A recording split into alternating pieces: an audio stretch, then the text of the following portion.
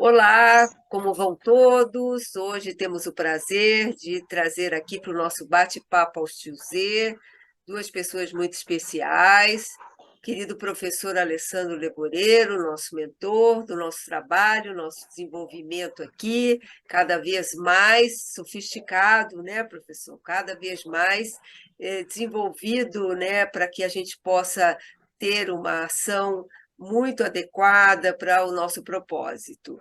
E mais importante hoje, a nossa convidada, Bárbara Leboreiro, por acaso é uma irmã do professor Alessandro, que vai nos trazer uma postura, uma realidade, uma experiência como esposa e como cuidadora, né, do pai, do sogro, indireta. E eu queria que a Bárbara se apresentasse para que a gente pudesse bater um papo sobre o nosso trabalho.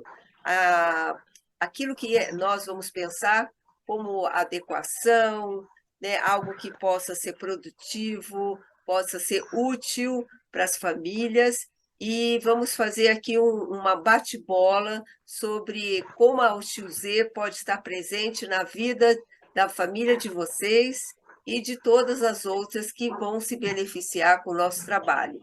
Bárbara, conta um pouquinho de você.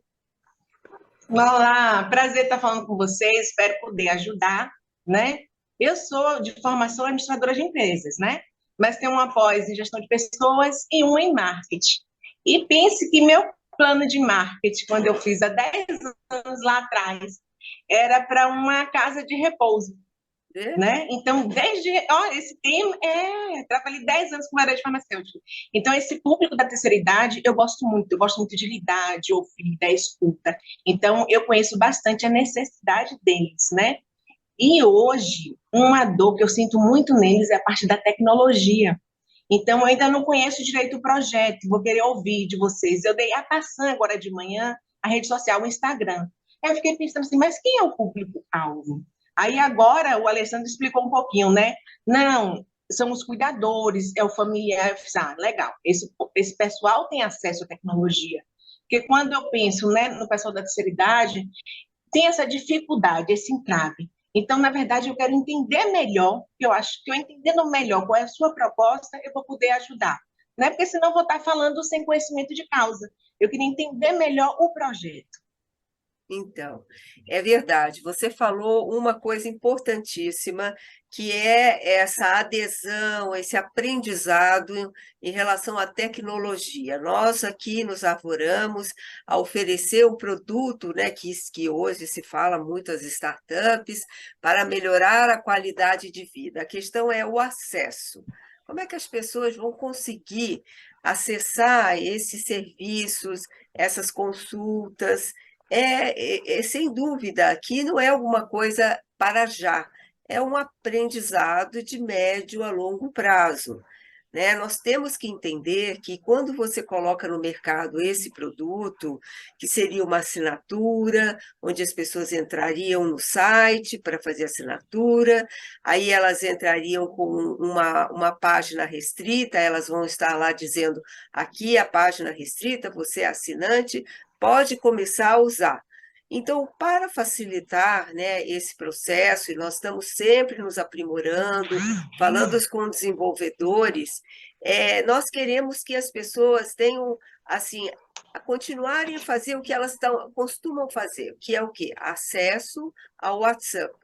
Muitos idosos aprenderam muito rapidamente a usar o WhatsApp nos seus celulares, os mais diversos, mais simples, mais sofisticados, ou nos pads. Muitos gostam também de computador, de usar os seus computadores. Então, a plataforma ela começa num diálogo simples, pelo WhatsApp da pessoa. Quando ela vai acessar o atendimento restrito, atendimento personalizado, ela vai estar ligada com o celular dela e nós vamos estar ligados com nossa plataforma, que é através do WhatsApp. Então, eu acredito que, apesar de ser ainda um mundo novo, na medida em que ela consiga, ou que alguém a coloque como assinante, a partir daí ela vai estar o tempo todo vendo a Tio Z, escrevendo para a Tio Z, recebendo material pela Tio Z, e nós vamos até fazer agora um piloto de uma comunidade da Tio Z, para que as pessoas conversem e que nós entreguemos já alguns conteúdos, justamente falando sobre esse aprendizado, de como usar, para que serve uma assinatura, por que é importante a gente ter uma continuidade do atendimento, quando a pessoa procura uma ajuda, pode ser psicológica, pode ser uma pergunta relativa ao seu envelhecimento, ao cuidado com o cônjuge, a um filho que não sabe se ele coloca o pai numa instituição de longa permanência, muitas dúvidas. Tudo isso não é algo para ser recebido e acabou. Então, a ideia é que as pessoas continuem perguntando, recebendo, colocando, abrindo materiais, às vezes um pouco mais complexos, como textos, vídeos, para que e isso também, nossa preocupação é, isso está sendo adequado? Então, por isso que a ideia é que aquilo seja uma assinatura de médio a longo prazo, para que haja um acompanhamento e a gente consiga acertar melhor o que é adequado para aquela família e para aquela pessoa. Não é um atendimento de emergência, não é um atendimento que nós vamos responder de imediato, porque nós precisamos entender o que nós vamos devolver através do WhatsApp para o nosso cliente. Então, nós damos um prazo, dependendo da complexidade do material, que podem ser 48 horas, podem ser 12, pode ser 1 hora, e a pessoa já vai receber aquela resposta da sua consulta, que nada mais é que um aconselhamento no sentido científico da história, porque nós vamos ter médicos atrás dessas respostas, psicólogos atrás, fisioterapeutas atrás, pessoas que são profissionais abalizados, que vão preparar esse material e vão mandar para o nosso assinante. Então, nós vamos ter dois formatos. Vamos ter um formato que é a pessoa faz a pergunta, recebe a resposta em materiais. Um outro formato que faz parte da assinatura, ela tem 20 minutos para poder dialogar com algum profissional através do chat. Isso seria numa assinatura que nós chamamos de assinatura familiar.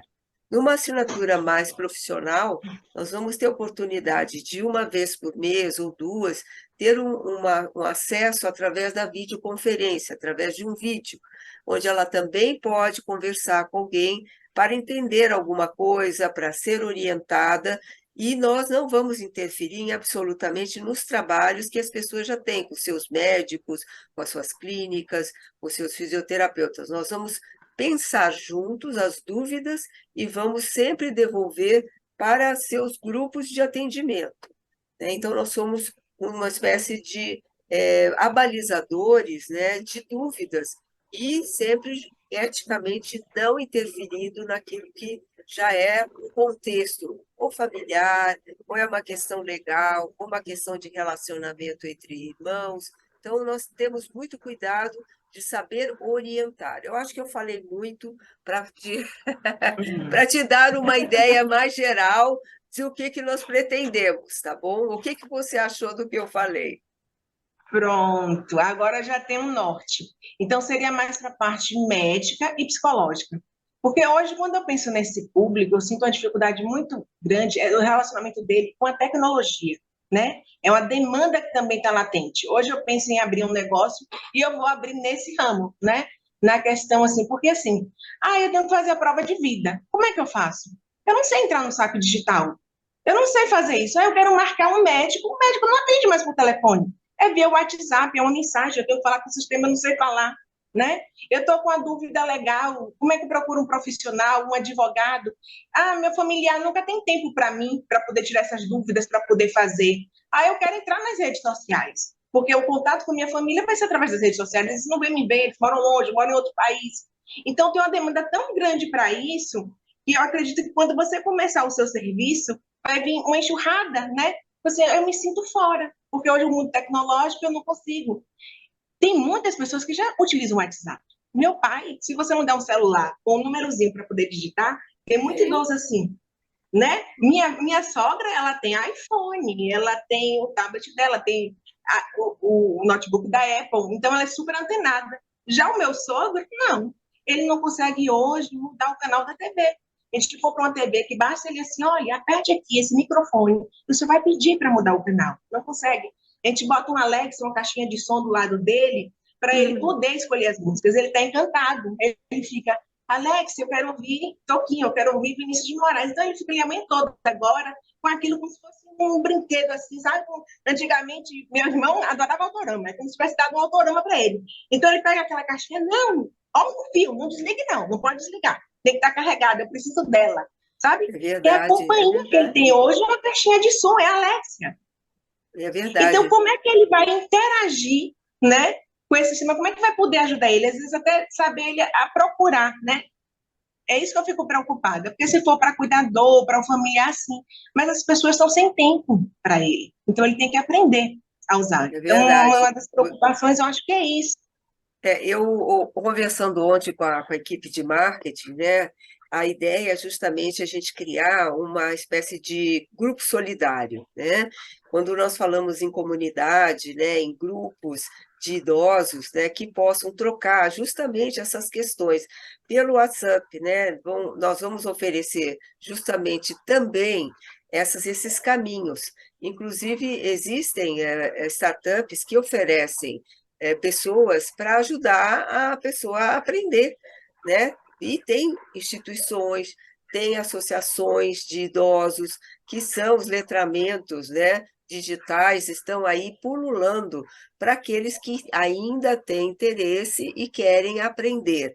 Porque tem duas coisas, uma coisa é você pedir, solicitar ajuda, e outra coisa é você dizer aprende, né? E a pessoa não tem nem ainda não aprende mais e ela também não tem interesse.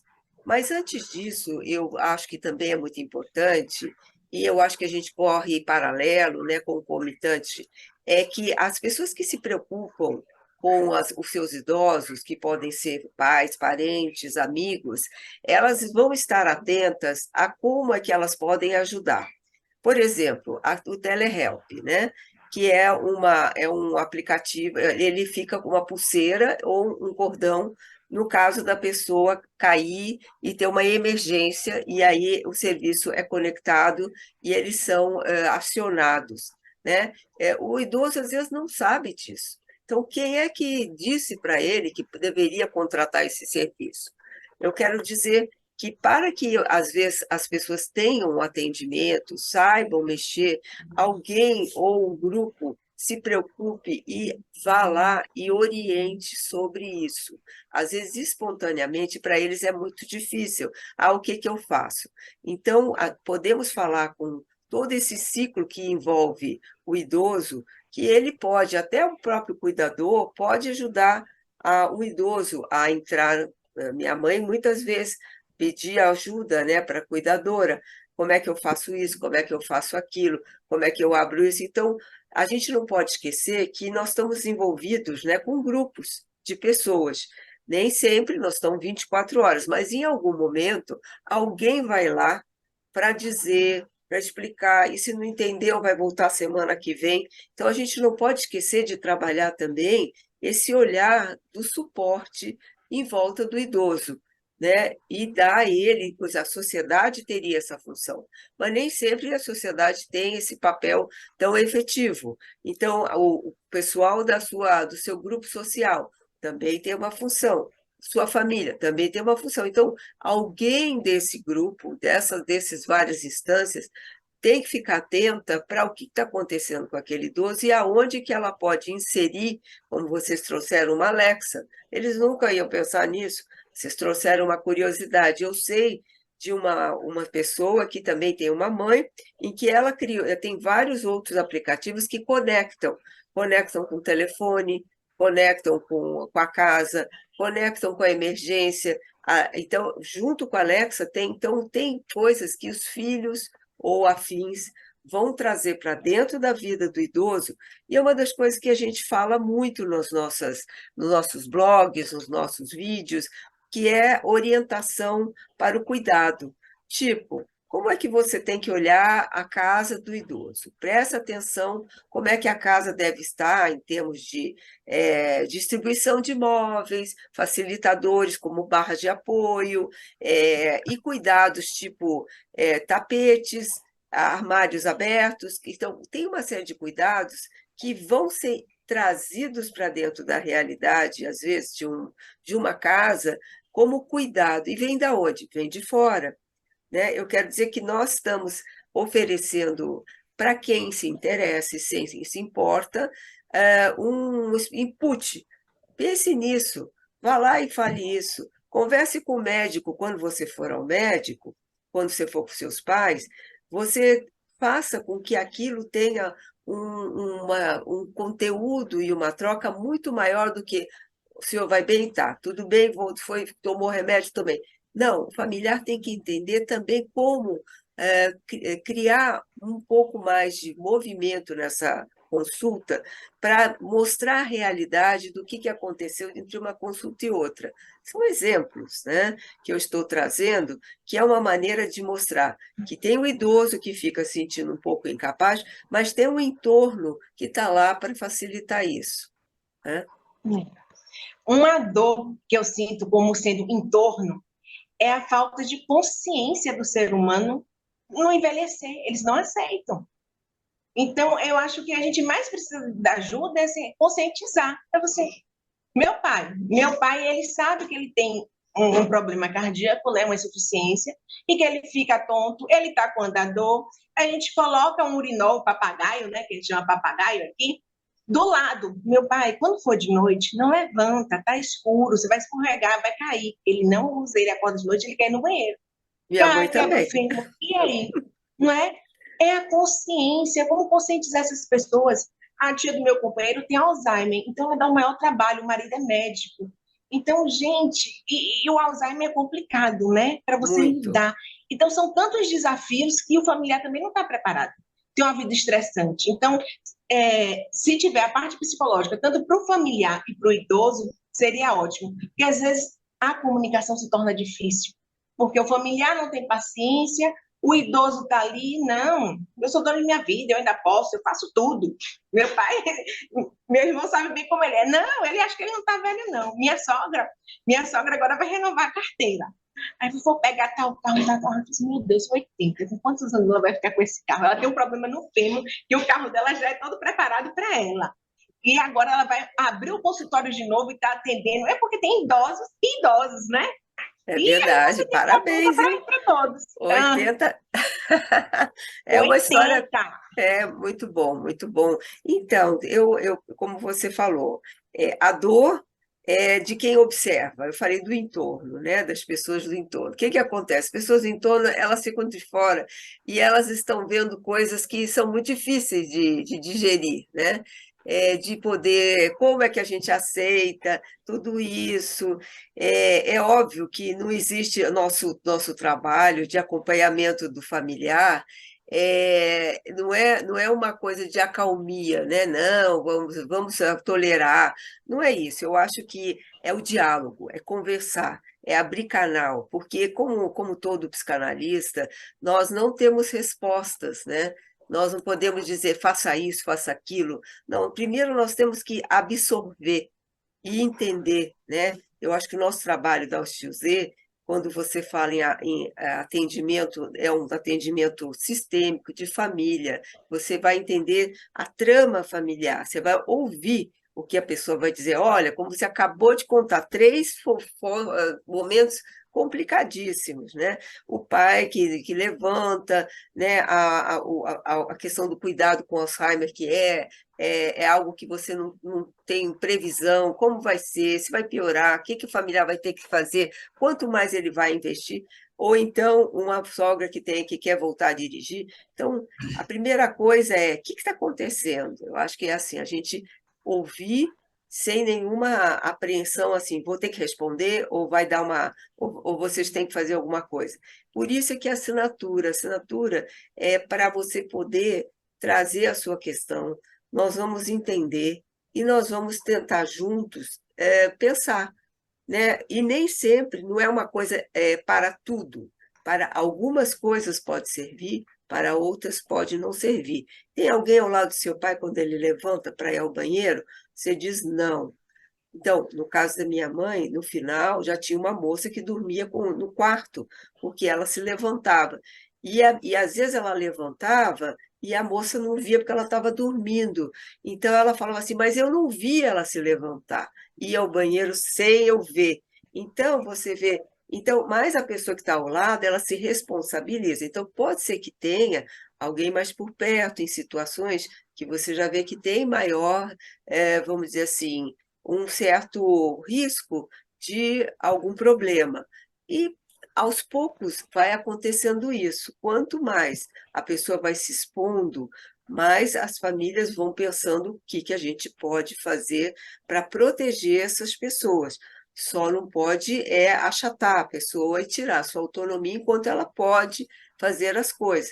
Então, essa aproximação da família no envolvimento e na entrada, até colocar um cuidador no quarto, é algo que é uma, vamos dizer assim, uma evolução, né? Onde as pessoas vão evoluindo naquilo que elas vão acreditando que é mais necessário. E tem uma palavra que a gente fala e repete que se chama negociação. Nós falamos uma vez, pedimos para eles mudarem, para eles tentarem se cuidar, para eles evitarem, e eles acham que não precisam. Isso não significa que nós continuamos tendo uma tolerância para continuar falando, para continuar sem ser algo que nos ofenda, porque a primeira reação que a gente tem é a raiva, porque a gente está falando, a pessoa não está entendendo e a gente sabe o perigo. Então, nós nos sentimos assim, o input é, ai, eu fico muito ansioso e eu acabo sendo um pouco mais, vamos dizer assim, opressivo. Tem que fazer, nós vamos fazer, o senhor não sabe nada, ou então, ao invés disso, é assim, é igual, infelizmente, é como a educação, repetir, repetir, repetir, repetir, isso não evita que aconteçam os acasos, porque as pessoas são adultas e elas vão realmente fazer coisas que não vão escapar, como foi o caso da cuidadora dormindo no quarto e não viu que levantou. Então, é a coisa do infalível, né? Daquilo que você não consegue resolver. Então, a gente também vai aprendendo a ter uma tolerância até onde a gente vai, até onde a gente já perde a mão, até onde a gente pode criar soluções intermediárias, até onde as pessoas vão começar também a olhar um pouco mais para aquilo que a família está dizendo, né? Então, é um processo médio a longo prazo que tem muita coisa pelo caminho. Então, o que a gente já sabe tem trabalho, a gente vai ter que aprender a lidar com isso, vamos ter que ter uma resiliência um pouquinho maior, tá? Porque a gente sabe que o tempo vai passar e essas pessoas vão ficando cada vez mais velhas até a finitude. Então, assim, não é uma coisa que vai durar 50 anos, né? A pessoa não vai viver mais 50 anos, ela vai viver mais 20, vai viver mais 10. Então, a gente pode pensar, puxa, o que essa pessoa tem mais pela frente, né? E a gente também vai começar a lidar um pouco mais com essa finitude, porque às vezes a gente fica muito bravo, porque fala assim, eu vou cuidar porque senão a pessoa vai piorar, mas ela vai evoluir mesmo. E eu acho que é essa consciência que a gente vai baixando. Tipo assim, quando a minha mãe dizia vou comer o que eu quiser, né? E ela estava certa, porque ela tinha que viver alguma coisa prazerosa. Porque quantos anos mais ela ia viver? E ela realmente viveu mais um, né? Depois dessa fala. Então, a gente também tem que entender um pouco esse complexo da existência. O que você acha, Wagner? Zeila, Zeila, eu tô aqui de ouvinte, numa escuta ativa muito forte, e cada vez mais, pelo seu relato, que cada vez mais que você explica ao José, eu fico encantado com o propósito da empresa, e agora com a fala de minha irmã, de Bárbara, que vive esse momento com meu pai, com o sogro, com a sogra, ela sempre foi ligada à questão dos longevos, pela trajetória profissional dela, eu entendo que o caminho é este. Observe que Bárbara trouxe aqui um viés interessante da tecnologia, mas do auxílio. Para aquele longevo que tem uma saúde, né, não é perfeita, mas um bom estado clínico, mas que está isolado, que a família tem sua vida hoje em dia muito corrida, e que a tecnologia, você sem uma senha do Gov, ela estava comentando comigo esse outro dia, você não faz nada na vida. E ainda me inventam ouro, prata e bronze para dificultar a vida. Então, a tecnologia, ela está aí, ela está posta, ela é de cima para baixo. Então, olhe, Zeila e Bárbara, a quantidade de vertentes, a quantidade de cenários que reforçam todo o trabalho para com o longevo. Utilizar a tecnologia a favor, como a Áustrio Z faz, eu adoro, né, esse slogan, o cuidado na palma da sua mão, é fantástico. Então, o universo é inesgotável de serviços que podem ser oferecidos, e aí não somente ao longevo, mas também ao familiar. Interessante, né, Zé? A gente conversa sempre sobre isso. O familiar adoece junto, o familiar sente. Então, cada vez mais o familiar também vai precisar de suporte. É inevitável, a medicina está aí, está evoluindo, as pessoas estão vivendo muito mais, né? Sítio do Pica-Pau Amarelo com Dona Benta e Vovó Mafalda, sabe que com 60 aninhos já era avó? Não existe. Não vou dizer a idade de Zeila aqui, Bárbara, mas você vai se assustar com a idade que Zeila tem, Nossa, aí parece uma. trabalhando 16 horas por dia, envolvido, sabe, de tecnologia, tanto ou mais do que a gente, que também Não, labuta nessa área. Mas aí, o que é que eu trago para vocês? Vale a pena. Essas pessoas precisam de suporte. E como uma camada da população mundial, não é uma questão brasileira, que está crescendo assustadoramente. E se você pega um longevo e que no entorno dele você traz três, quatro, às vezes cinco pessoas familiares, olhe quantas pessoas têm dores nessa área, quantas pessoas precisam de o quê?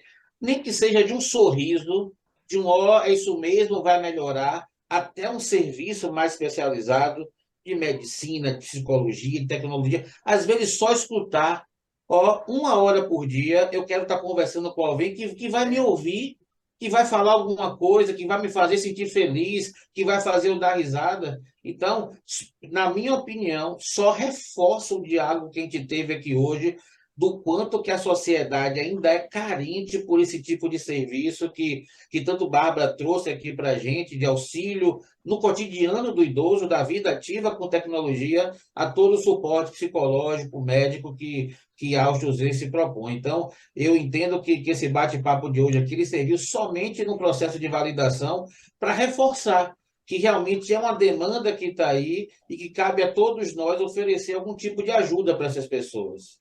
verdade. Eu acho que ficou bem definido, né? Assim, eu acho que nós nos circunscrevemos bem como a questão da demanda, né? Da Bárbara trazendo muitos senões. Nós, como todo psi, né, gosta muito de falar coisas assim sobre os conteúdos, né, que são, vamos dizer assim, onde a gente consegue fazer uma interação, né, de várias ciências, né, para a gente poder tirar alguma coisa um pouco mais profunda do que uma ação pura, né? E eu acho que o Alessandro agora fechou bem essa nossa conversa, trazendo todo esse, como se fosse um resumo de tudo que a gente acabou de falar, e que a gente possa, então, encaminhar essa nossa fala, né, para que as pessoas reflitam. E outra coisa, só para terminar aqui, depois quero ver as palavras finais da Bárbara, é que talvez o nosso serviço, o trabalho, é uma preparação para o futuro, né? Nós agora estamos falando com os filhos que mais 10, 20 anos serão os idosos. Então, se nosso trabalho pode não ser acessível hoje tanto quanto deveria ser para o cliente principal, que é o idoso, nós já estamos criando essa demanda para o futuro, para que as pessoas já aprendam, como você falou muito bem, que as pessoas vão precisar e continuam precisando dessa escuta, dessa troca, e isso é fundamental. Não tem nada melhor do que ter um interlocutor, e, se possível, um interlocutor que é crível, que tenha realmente qualificação para ser o seu interlocutor, né? O meu serviço de apoio. Então, acho que é isso que nós temos intenção de criar. Talvez seja para mais um pouco que a gente vai ter o público já preparado para esse nosso serviço. Bárbara, quais são as suas palavras? Eu me preocupo muito e gosto muito desse público. E a gente não pode generalizar. Quando você fala assim, minha idade vai ser o seu público no futuro, você já vai educando, já vai trazendo a partir de agora. Essa é uma realidade.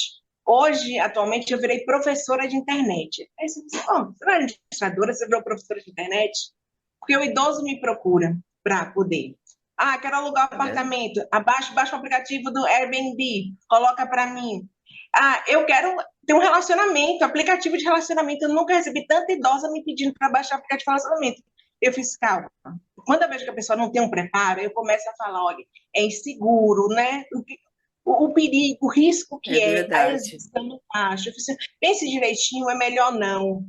É complicado. Então, a tecnologia ela facilita, mas tem um risco. E o idoso ele desconhece esse risco. É Aí, minha verdade. filha, por favor, baixa aqui o aplicativo. Não escolha uma senha para mim, não. Eu vou baixar seu aplicativo do banco, vou lhe ensinar como funciona, mas a senha é da senhora. Anote, guarde para a senhora. Não dê sua senha para ninguém.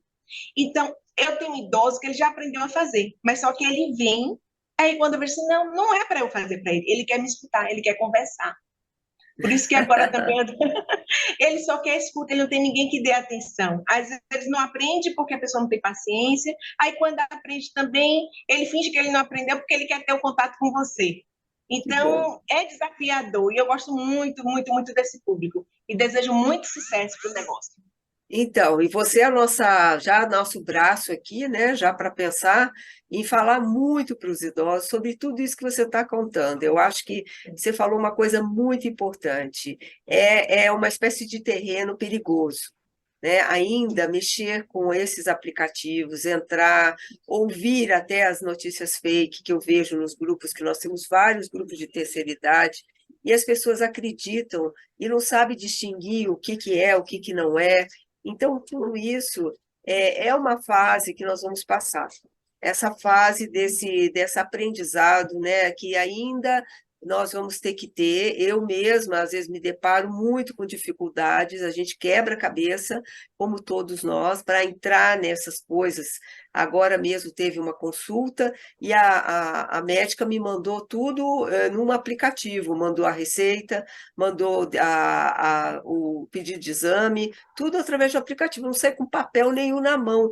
Eu achei muito complicado isso, né? Agora eu vou ter que baixar, quer dizer, o mundo muda rápido e é muito difícil acompanhar.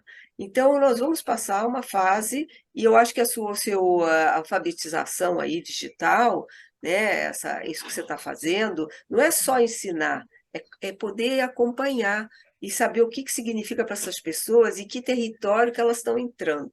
Adorei, vamos colocar você no circuito, e agradeço muito, porque acho que tem tudo a ver com o nosso trabalho, tá bom? E muito Tá, obrigado, professor Leboreiro, a mais uma vez essa oportunidade de a gente trocar aqui com muita sabedoria. Então, obrigada a todos que nos viram, espero que sirva para que a gente reflita bastante esse nosso encontro, e um abraço a todos. Então, Obrigado. até! até.